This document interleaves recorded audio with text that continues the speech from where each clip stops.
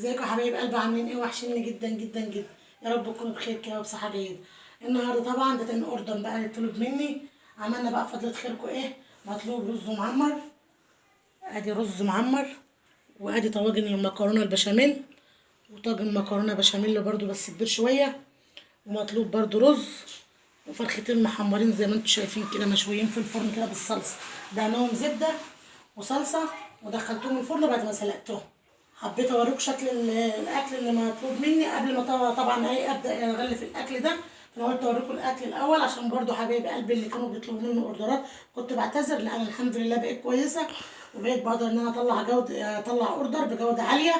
وهسيب لكم رقم التليفون في اول كومنت ان شاء الله يا حبايب قلبي لطلبات الاوردرات برضو.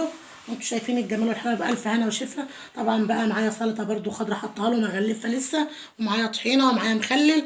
بطلع الاوردر كامل متكامل من كل حاجه، بالسلطه بالطحينه بالعيش البلدي بكله، لان الشيء لزوم الشيء. يا رب يكون الفيديو خفيف على قلبكم يا حبايب قلبي، والى اللقاء.